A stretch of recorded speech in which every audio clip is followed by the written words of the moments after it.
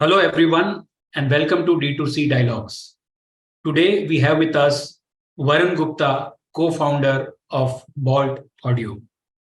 Ranked as the fastest growing wearable brand in India for Q1 2023, according to IDC, Boult Audio is a high end consumer electronics company that designs and manufactures innovative audio products.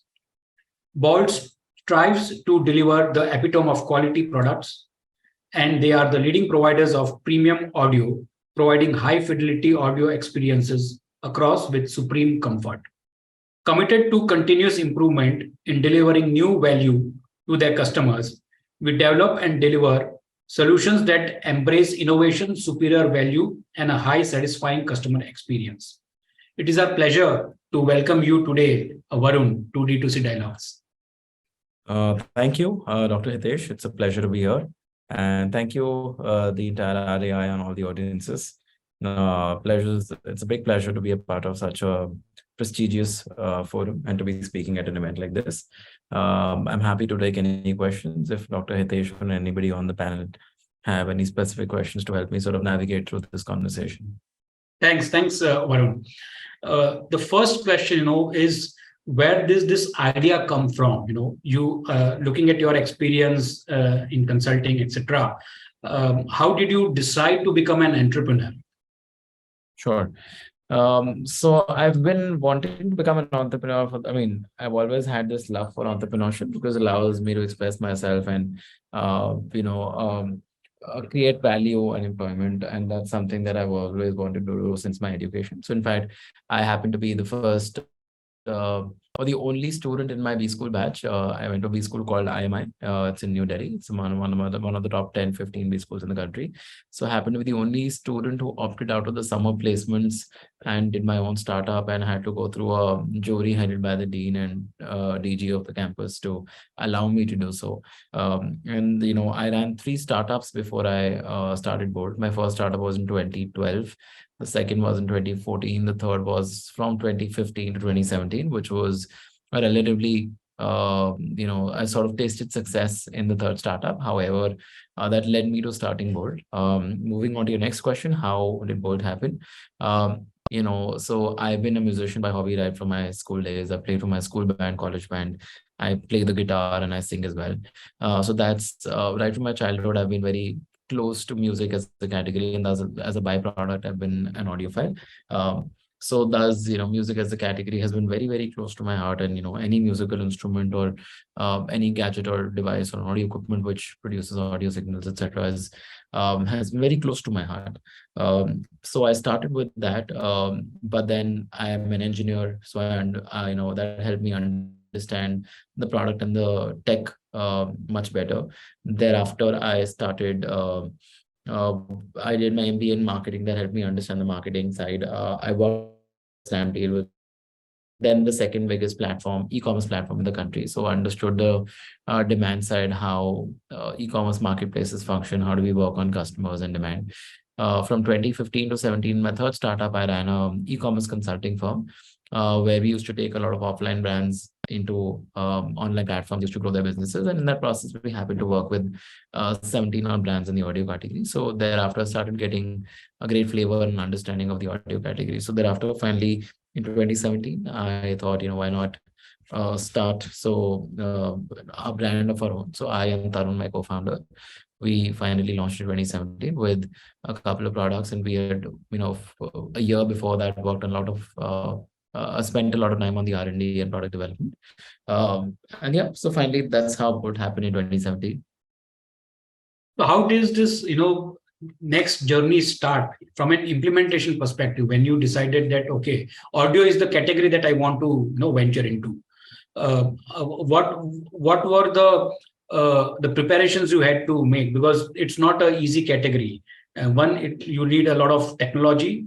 Second, you decided in manufacturing also, decided to get into manufacturing. So obviously you sourced it, but can you take us through that journey where, any startup, and that too in an audio category, because it's such a tech-driven category itself, it's not easy to establish or start that business.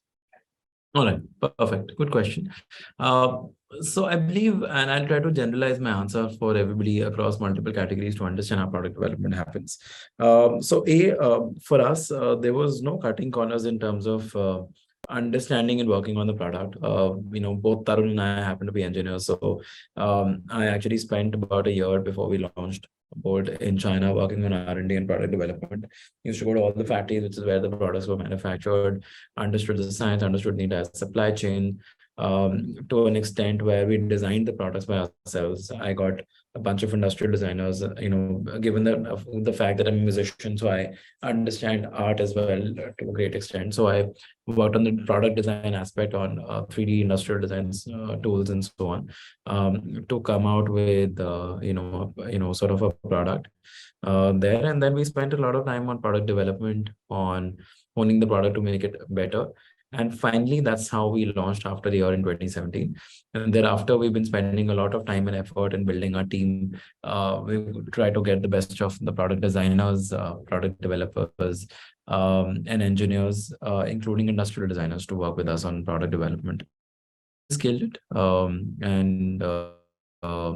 Moving to final bit, which is the main, about 18 months back, we started the preparation for it. And we've completely pivoted our manufacturing business model in terms of, until 2021, we used to import all the products that were made in China. However, now more than 99% products today are manufactured in India.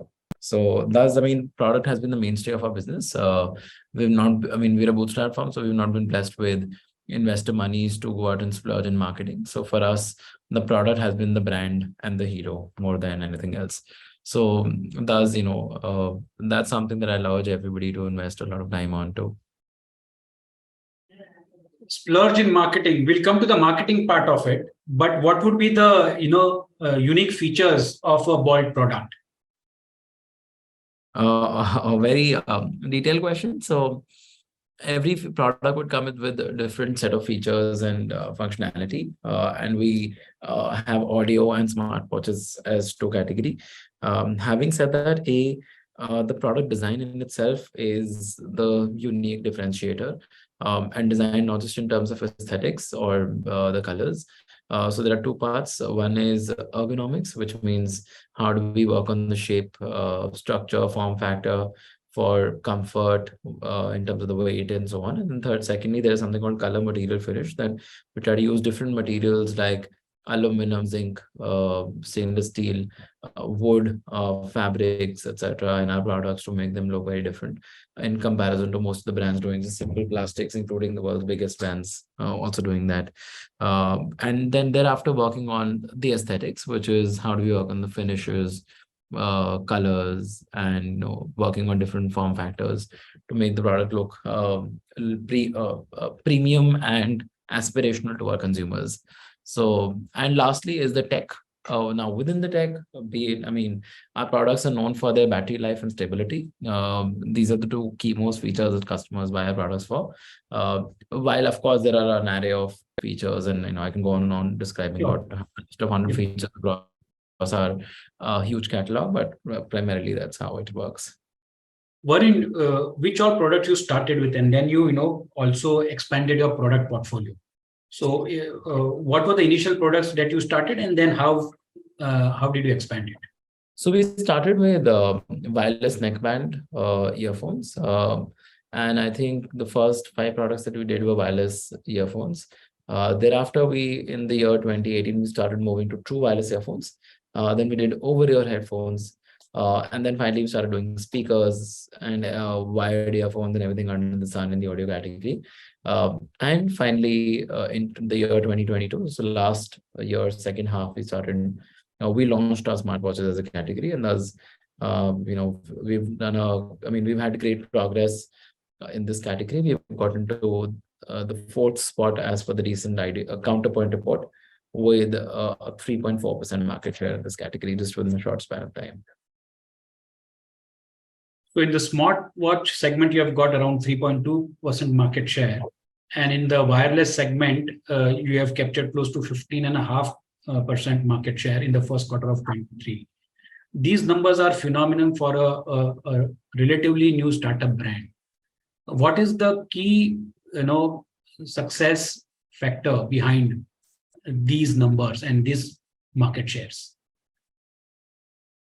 For us, the key differentiator from our competition is, as I said, product design and product quality, which is the tech. However, to grow the brand at this pace, I'd put it across 4 Ps, which is the product, price, place, and promotion. That's a classical 4 Ps model that anybody would study in the marketing textbooks, which means the product has to be great, starting with the first P. We worked on building amazing products. Our product life cycles are much longer, which means the product are much more stable. The product quality is much better. We have 1.5 million reviews, which means about 15 lakh plus reviews with an average score of 4 stars on Amazon and Flipkart. So that is a great testimony to the great products that we make, and we've gotten great love from our customers. And thereafter, we try to be fast with our development so that the products are not just great in terms of quality, but they're ahead of the competition in terms of the features and functionality. So the customers are always able to get something new when they buy a Boult product. Secondly is pricing. We've been reasonable and aggressive in our pricing. So we've not been, we understood right in the beginning that we're an Indian brand. We don't carry a big banner to a name or a legacy 100-year-old name. Or a German American name that we can carry. So we need to be aggressive with the pricing to win the customer's trust. So we've been aggressive and we've been watching our competition. We've been working on the supply chain manufacturing, be it make in India or materials, to make sure that we bring in top quality products and value for money price points. Third is place, which is the platform. So we've been focusing on e-commerce as a platform.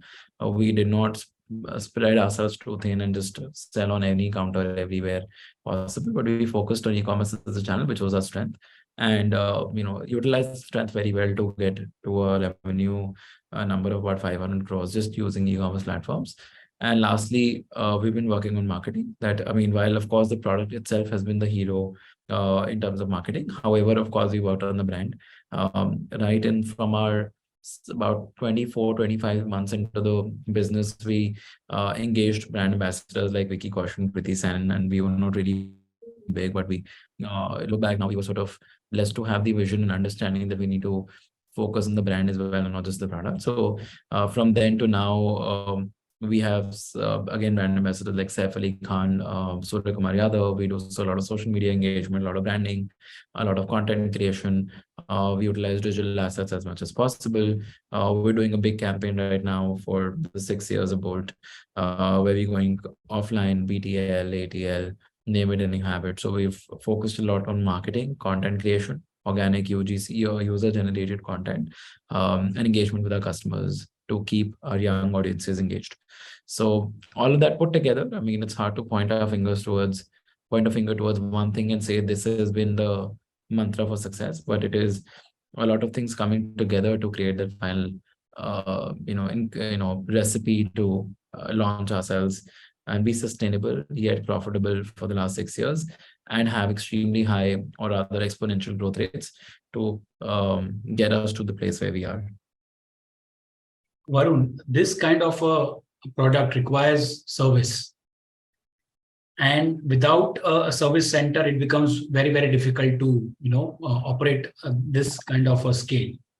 Can you, tell us about what was your service center strategy? Because I think you have got close to 180 odd service centers currently. And it's not a joke to set up these numbers. So can you just take us through that part of the journey, please? Sure. So it looks daunting, but it is not. Of course, just to give you a framework understanding, we have, when a customer has an issue, we have running us an IVR line, a chat bot, a live chat. They can raise it through emails. They can reach out to us on social media. Thereafter, more importantly, when a product is bad, it needs physical touch, a touch point for a customer to take it somewhere, or we need to pick it up. So we have two mechanisms. Either we pick up the product from customer's doorstep, bring it to our repair facility, fix it, and send it back. This entire process takes about a week to 10 days. However, now we have a partnership with a player called F1Gs, through which we're able to get to about 180 plus service centers. So these are third-party, repair networks And there are other competitors of this player as well that offer similar services. So we just need to sort of do right partnerships to sort of go on go I mean to be live across more than 180. In fact, we're going to be soon live at 250 plus touch points. We're there in every major city in the country. I mean, all the top tier or tier A, B, C cities we're there. And that allows us 180 touch points for the customers to reach out. In fact, that allows us more than 70% coverage in terms of a demand, so that the customers, more than 70% of customers can find a service center within 25 kilometers of the radius to take their product to the service center. And if they're not able to still find a service center, they can anyway still send the products back. So the right partnerships is the key to set up service centers. For any startup brand, it does not make sense to set up exclusive repair centers, because that is a very expensive exercise. In fact, even a lot of automobile companies do it. They have partnerships to get into a lot of zip codes in the country to set up non-exclusive repair and Another question that comes in my mind when you spoke about tier 2, 3, uh, who is a typical Bolt customer? That's one. And second, how do you plan to expand in the tier 2, 3, and 4 cities of the country? So, a Bolt customer is a person who's typically between the age of 15 to 35. There are two demographic profiles. One is a student who is, let's say, between the age of 15 to 23, ideally. And then there is a young working professional who is, let's say, between the age of 22 to 23 up till 30 or 35. And then, of course, people who are not young working professionals, be it housewives, and a lot of other people also end up buying our products, but more than 70% demand comes from these two demographics. Now there are 80% men, 20% women. You would like to sell our products a lot more to women as well, but unfortunately the organic demand comes more from men, or usually, I mean, at our data, men show up more, because usually, even if, let's say, a headphone is being bought in a family for a woman, but the man of the family or a brother or the husband ends up making their purchase from his Amazon account, because he assumes they assume the man to be a little more savvy in terms of the tech and understanding and their interest in technology. So that's our demographic. In terms of the reach or the geographical part of the demographic, we are spread across all over the country. In fact, about 40-45% of our demand comes from the southern part of the country, while the rest is nearly equally spread across the three zones.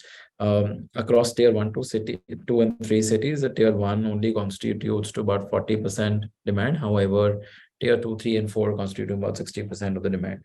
Now, when we work with e-commerce platforms, they automatically enable us to reach to more than 99.99% zip codes. So we've sold our products to even the extremest of islands in Lakshadweep and Andaman and Nicobar, to over about 15,000 feet at altitude in terms of Leh or Ladakh and up in Kashmir. So, but to be honest, there's nothing special that we've done on that front, because it's Amazon and Flipkart and our retail partners that allow us that reach. However, of course, we also sell our products on our website, and through the right logistics partnership, we're able to again reach out to over 99.5% zip codes in the country.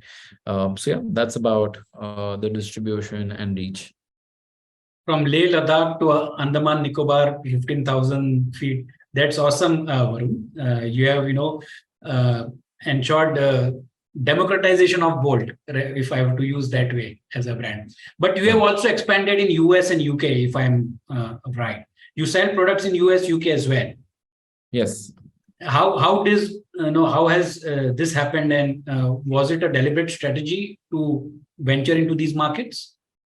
So yes, we have already launched in the UK. We're going to be launching in the US very soon. In fact, right from the beginning, we had a vision clear that we wanted to launch or create a global brand and not just restrict ourselves to our country. And initially, in terms of manufacturing, we started making in India, and now we're making from India for the globe. So that's the intent and the idea, because we have a fantastic product design team, amazing tech team to make amazing products. We are able to, given the fact it's a blessing in disguise that we're in India, and we target on making value for money products at great price points, which are again top quality products. It allows us to go to the West and create a space or a niche for ourselves where we're able to offer top quality products at relatively lower prices and thereby gain the market. So yes, we are launching in the US next quarter, and thereafter we'll be going to the EU, European Union. That's what the plan is. Congratulations on that, Varun. Coming to the tech part of it, your commitment to providing personalized experience through AL and ML embedded in your gadgets, Yes. It's impressive.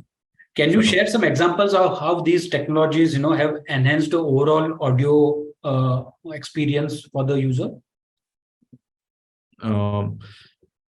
So we use AI and ML in terms of our algorithms to, let's say, work on the chipset and the functionalities. So for example, our earphones can enable Google Siri or any similar voice command um, by a simple trigger of a button. Secondly, we are as a brand are known for noise cancellation. So there is a lot of tech involved in that to understand a lot of sound signals to differentiate between a human voice when, let's say, somebody is speaking into the microphone vis-a-vis all the other noise, to cancel out all the other noise by understanding the signal and thereby just reproduce the human voice only to give a very clear noise-free signal in terms of the microphone. So yes, similarly, there are a lot of other features and functionality in the product, especially now in smartwatches that use smartwatches, amazing hardware trackers from understanding, measuring your heartbeat to use a lot of other data points that are collected to understand, be it the sleep cycles, or the number of steps, or the heartbeat, heart rate, or calories for that matter. So yeah, so there's a lot of tech that goes behind the scenes to build a simple yet very powerful product that comes to your hands. So when you make these products, initially mentioned that you had gone to China and subsequently you have started, making in India. So your commitment to make in India initiative is definitely commendable, aiming for a close to 70% localization of raw materials. How does this localization contribute to the quality and the affordability of the product? Of course, localization. So we're making in India, and we secondly also started, as you said, localizing a lot of our sourcing of raw materials. So more than costing, it gives us access to better speed to make products, to develop and design new products. It allows us a lot more control on the product quality because we're able to control it by ourselves here. We don't have to rely on a third party or a country. And C, of course, gives us cost benefits, A, in terms of the import duties, and B, of course, because we're manufacturing it locally. And India has is becoming a superpower, a manufacturing superpower. So we're able to develop the same or even better quality components or materials here in India at lower prices. So the product cost or the component cost is itself lower, and we over and above do not have to pay import duties. So all of that put together, for not just for Boult, for any product category, makes a lot of sense to start manufacturing in India and focus on that as a core area for the business, because gone are the days that you could be importing products from China or any other country for that matter and build a large business, because the government of India is extremely committed towards the Make in India project, and they are using the imports, customs, and the manufacturing ecosystem framework from all the ends to make sure that the brands are encouraged to manufacture in India, very highly discouraged to import ready-made goods from outside India. Varun, the product is there, you are selling, online. But what are your plans for offline? And where do you see, physical retail stores of Boult Audio coming soon?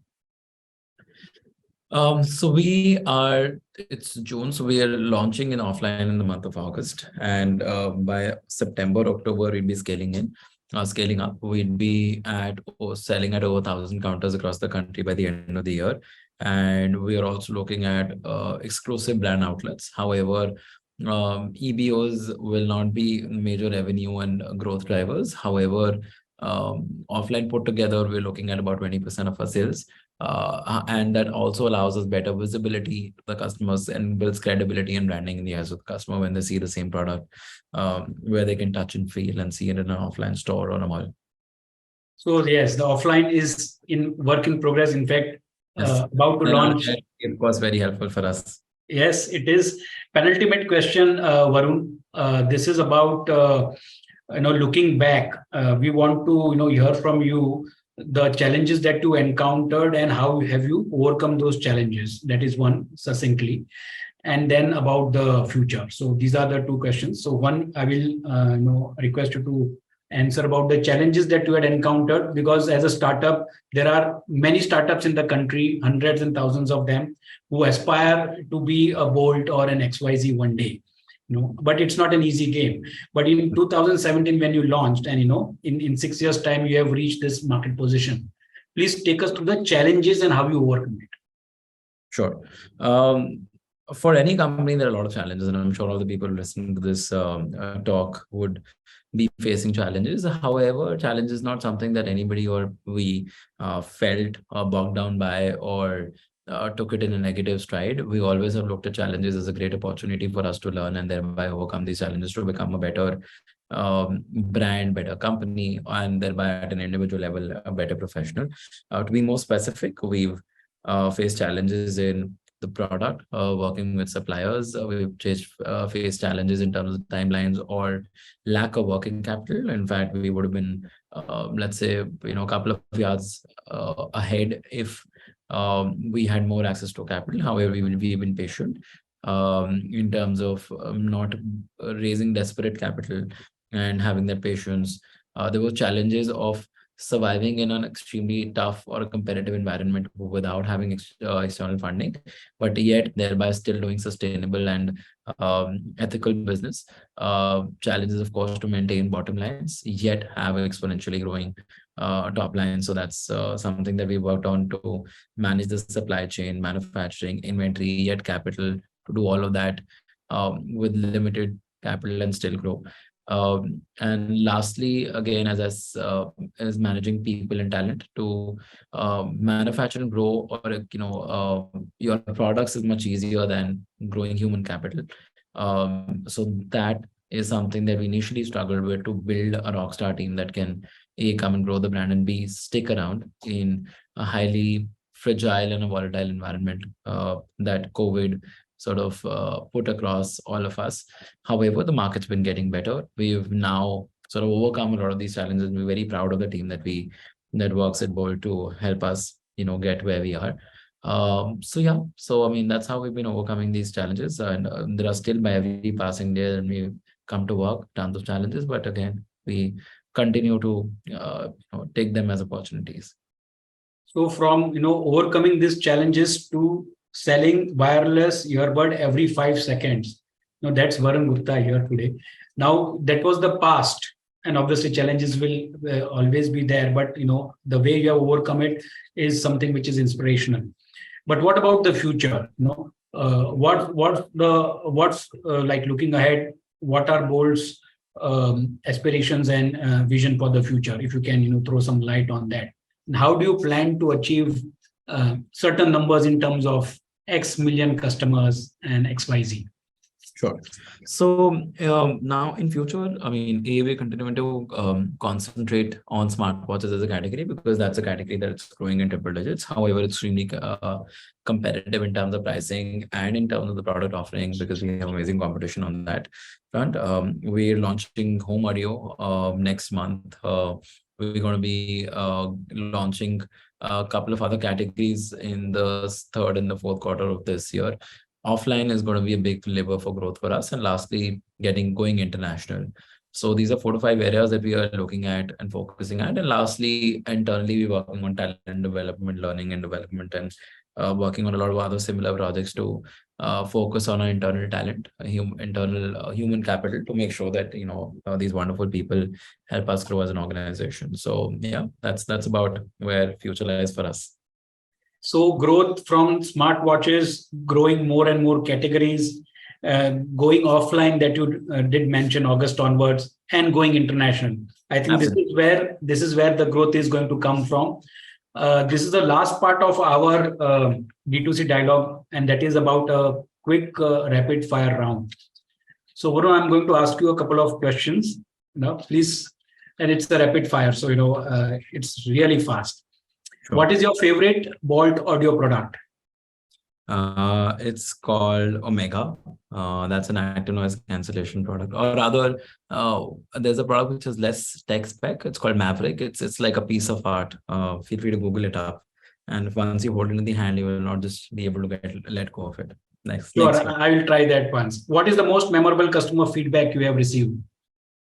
When I meet customers in person, and when I happen to once tell a customer that I'm a founder or a co-founder of this brand, and he looked me up from top to bottom and he was like, I don't believe it, because he was thinking that maybe it's some international firm or somebody with white hair with 60-year-old, running this for 20-30 years. So it's sort of a compliment that he could. Yes, indeed it is. It's coming from a young company. So yes. Yeah. If you could collaborate with any artist or musician for a special edition product, who would it be? My favorite is A.R. Rahman. I grew up listening to him, so nothing like him. We love A.R. Rahman. What is the most challenging? Partnered with an international American brand in this category. Yes. Next question. Yeah. What is the most challenging aspect of running a fast-growing audio brand?